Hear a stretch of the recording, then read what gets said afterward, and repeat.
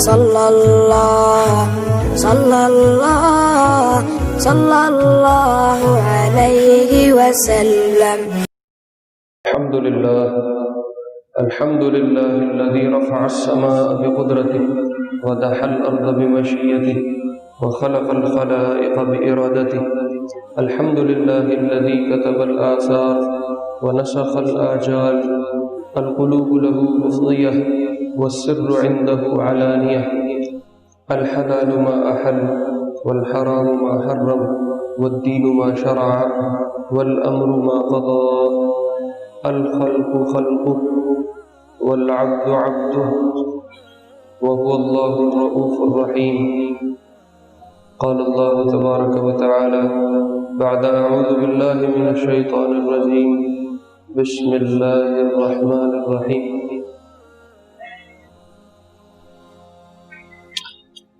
يا أيها الناس إنا خلقناكم من ذكر وأنثى وجعلناكم شعوبا وقبائل لتعارفوا إن أكرمكم عند الله أتقاكم.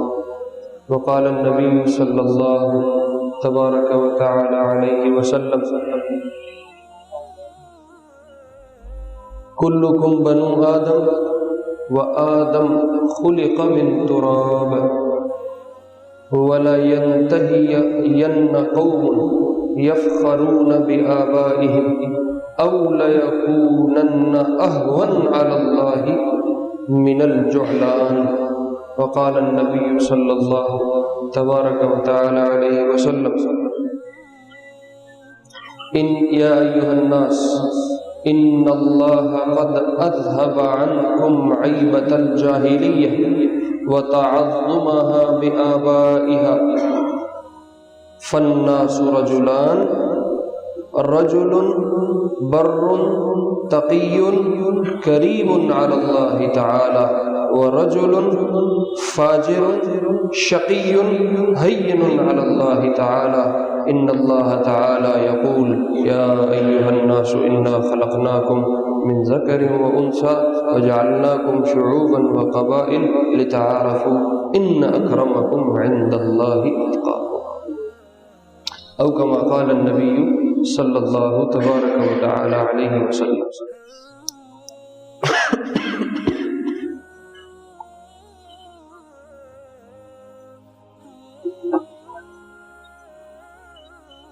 پچھلے جمعے حضور علیہ السلام کی ولادت کا تذکرہ ہم نے کیا.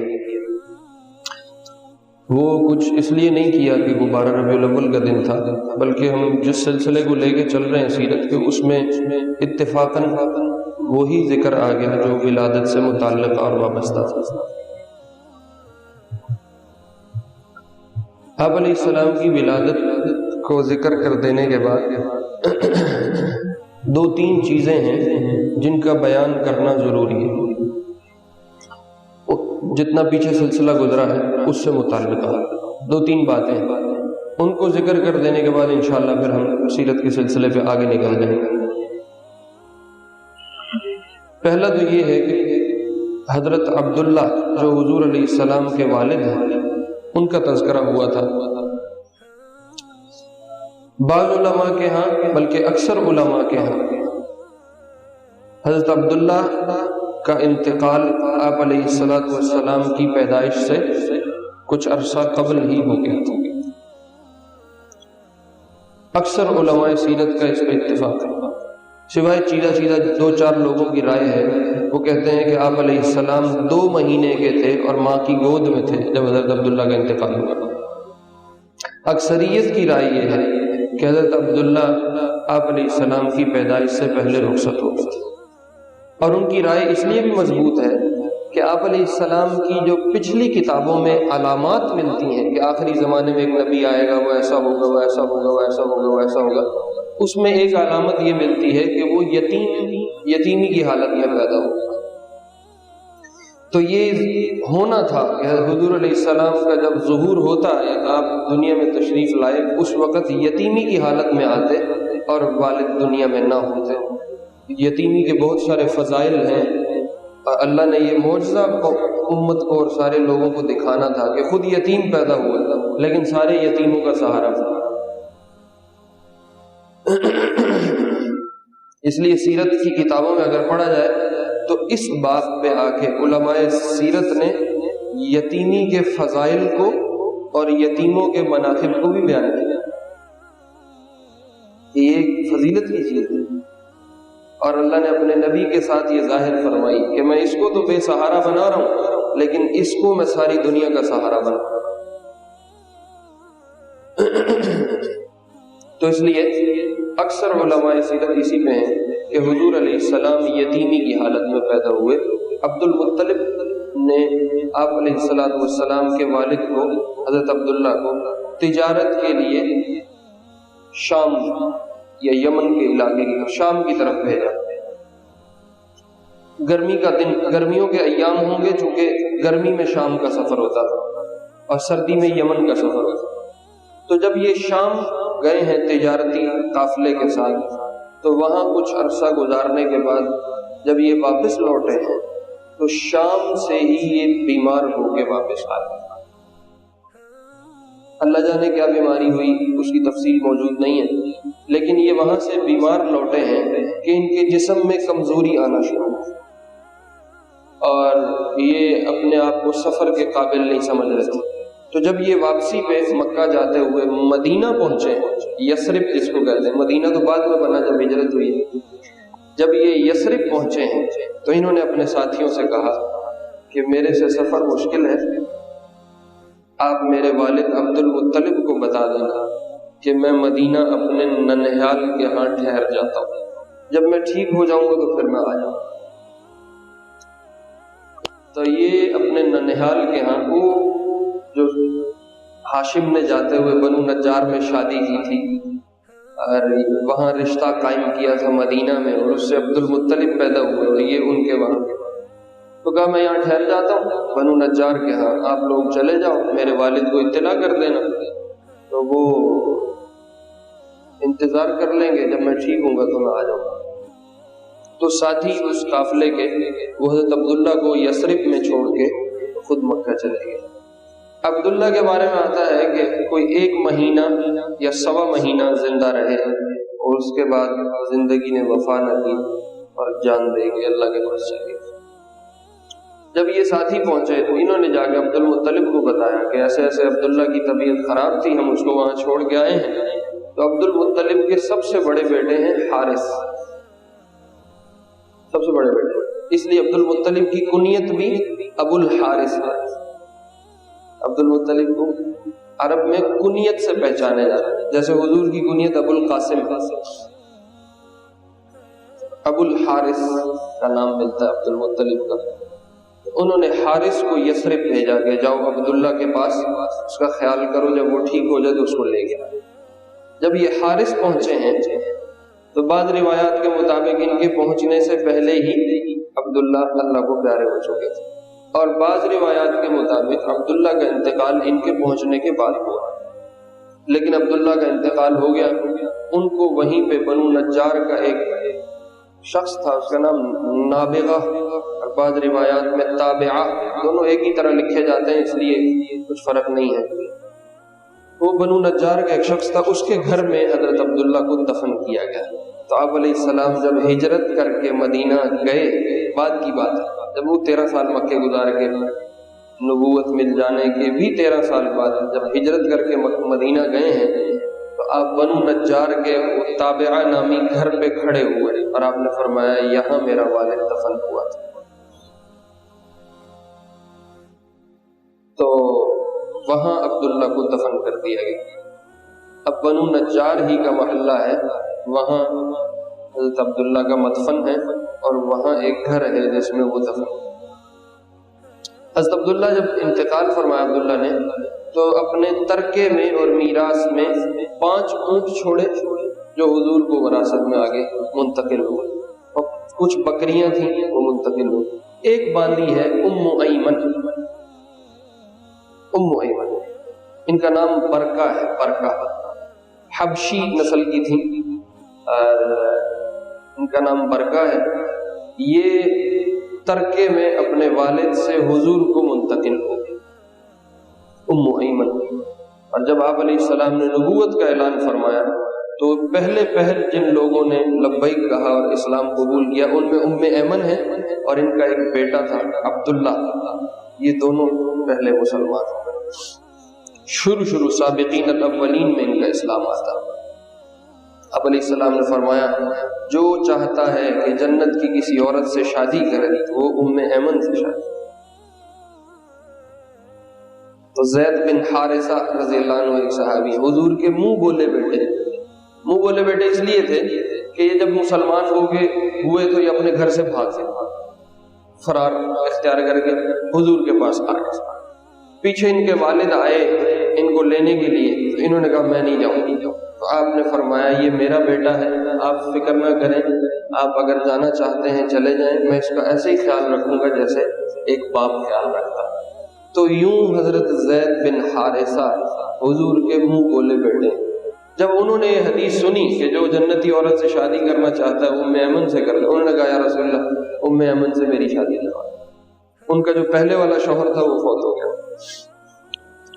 تو پھر زید بن حارثہ نے ایمان سے شادی کی اور ان سے پھر اللہ نے اسامہ بن زید عطا فرمایا۔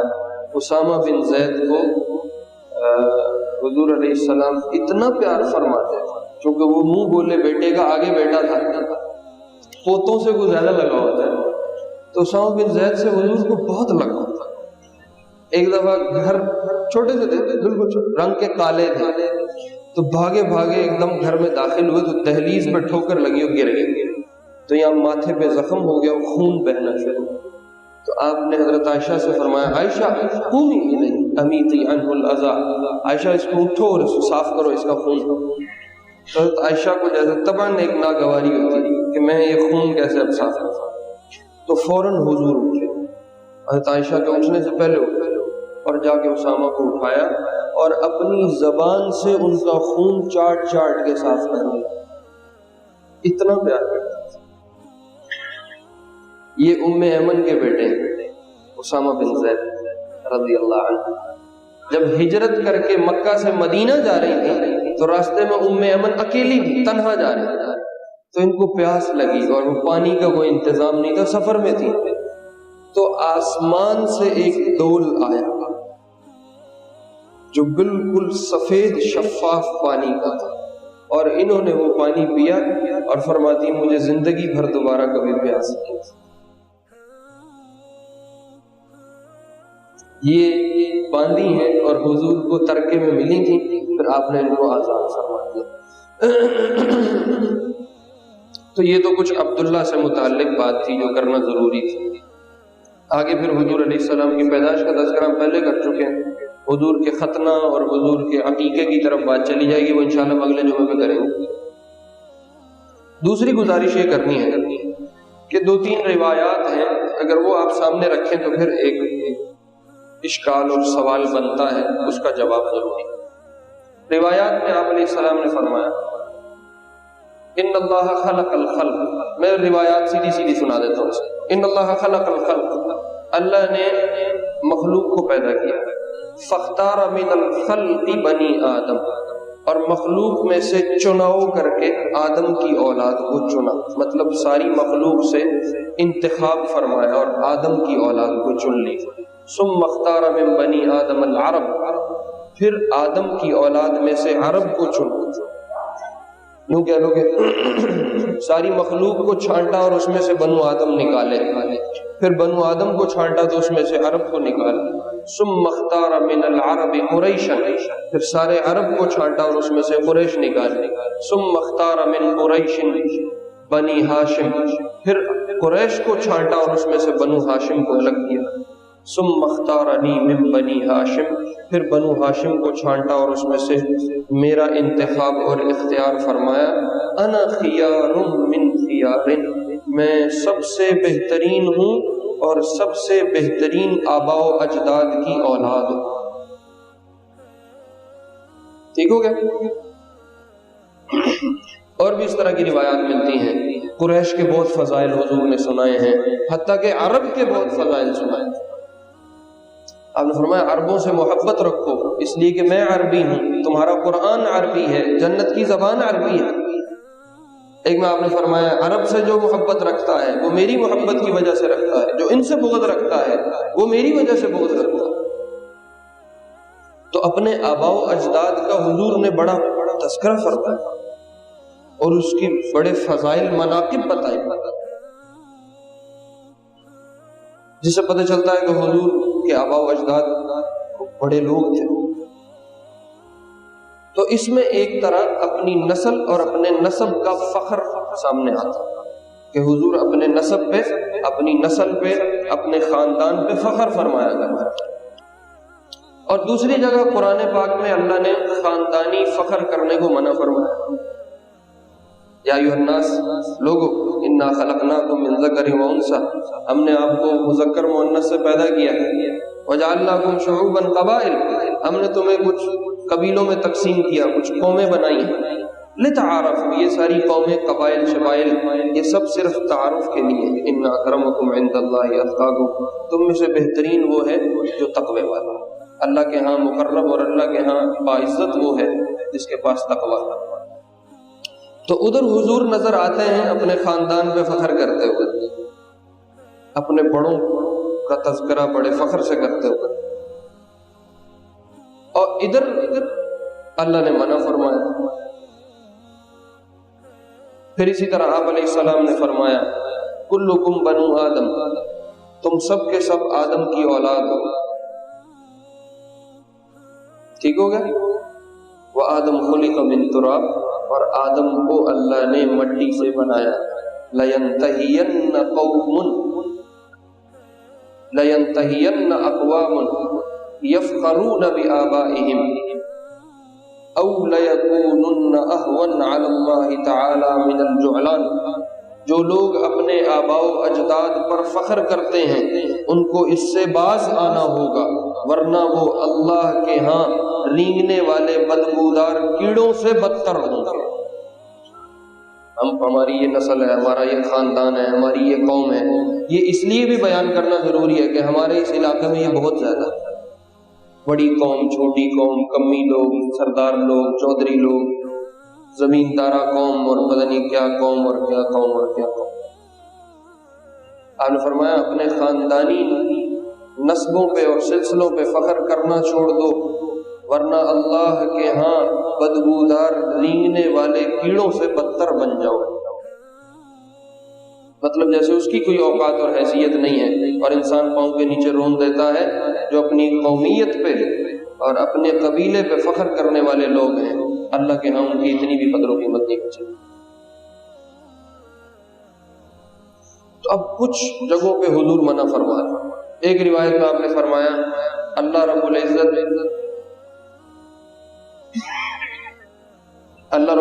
تمہیں منع کر رہے ہیں کہ اپنے قبیلوں پہ اور آباء و اجداد پہ تم فخر کرو، اور اللہ نے تم سے جاہلیت کے اس عیب کو دھو دیا ہے، لہذا اپنی قوموں اور قبیلوں پہ فخر کرنا چھوڑ دینا۔ یاد رکھو لوگ دو طرح کے، یہ حضور کی حدیث سنا، یا ایھا الناس،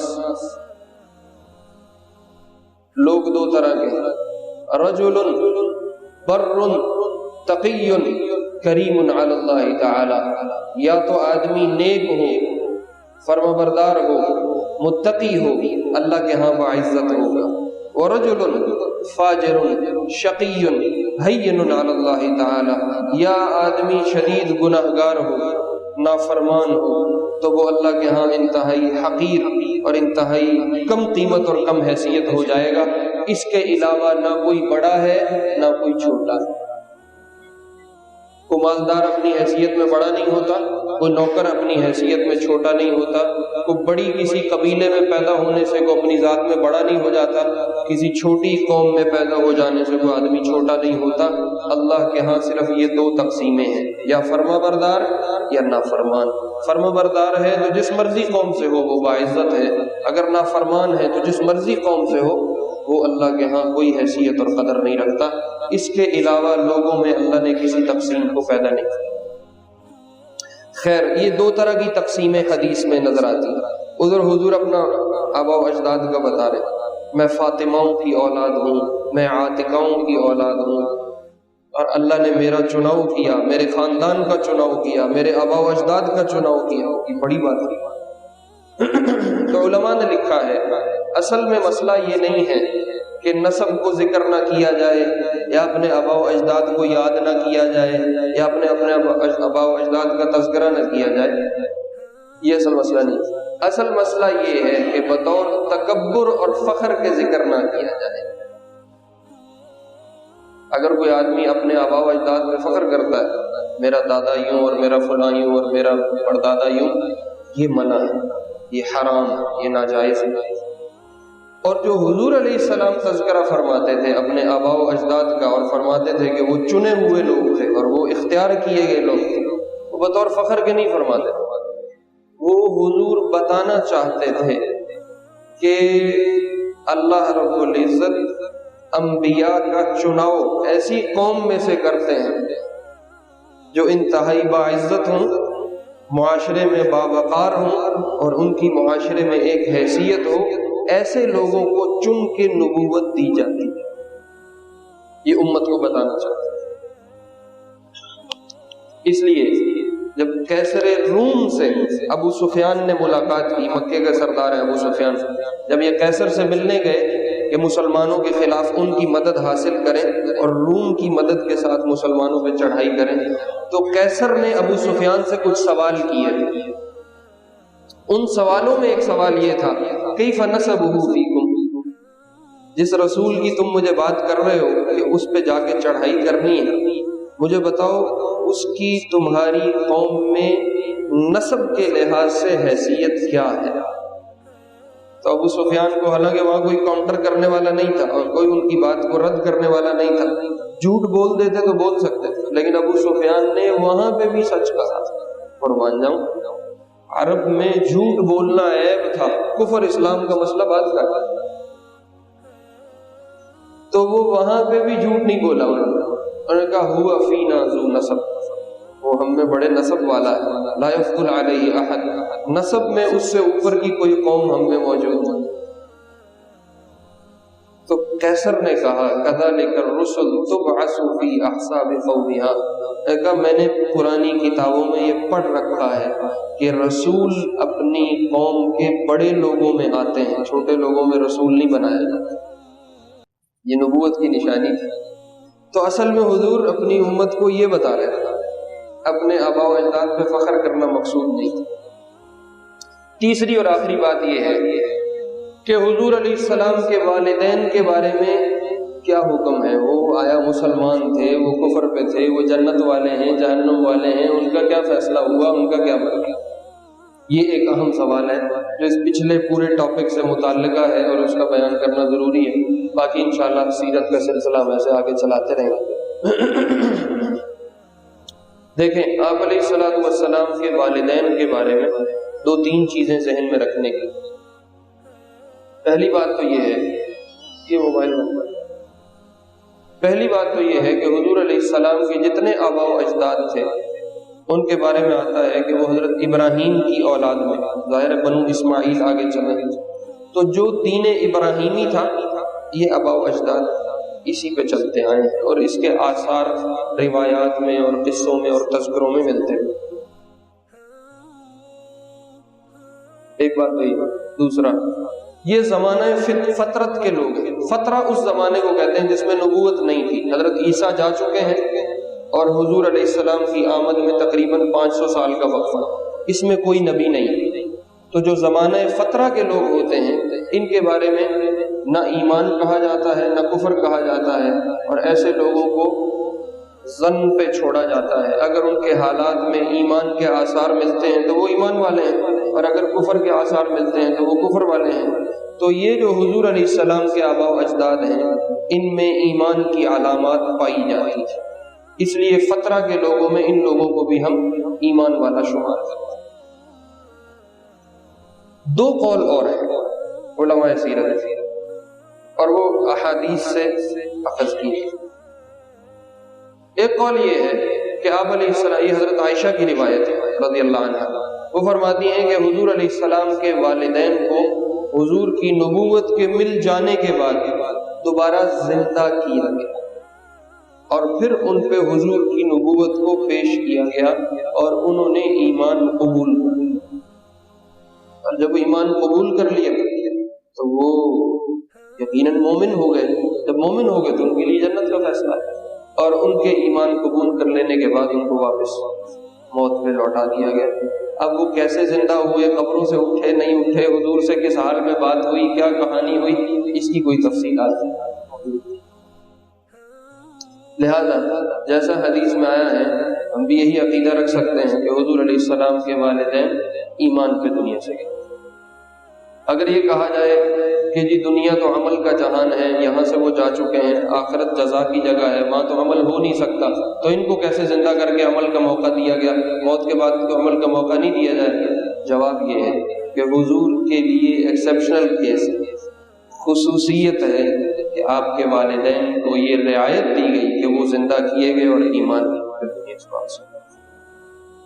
یہ تیسرا قول ہو گیا. چوتھا قول یہ ہے کہ حضور کے والدین کے بارے میں خاموشی رکھی جائے، ان کا فیصلہ اللہ پہ ہے، اور حضور علیہ السلام قیامت کے دن جو اللہ سے کروانا چاہیں وہ حضور علیہ السلام پہ ہے. ہمیں بیچ میں فیصلہ کرنے کی اور قاضی بننے کی کوئی ضرورت نہیں ہے، نہ ہمیں کسی نے جج بنایا کہ ہم فیصلہ کریں کون جنت میں ہے کون جہنم میں ہے.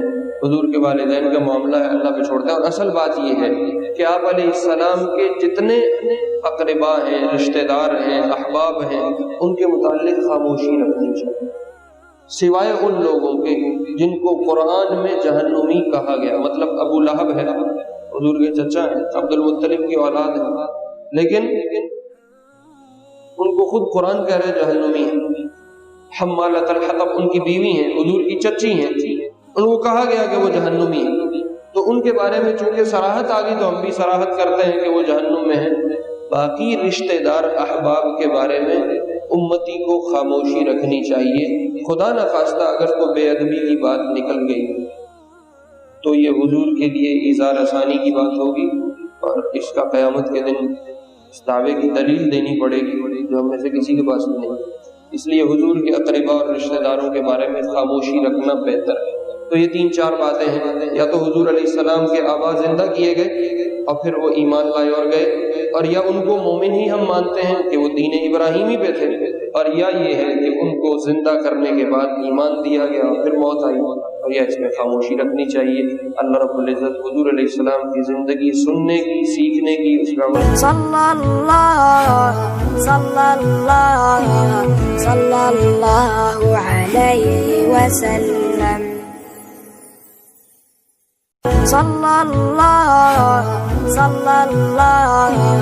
صلی اللہ علیہ وسلم.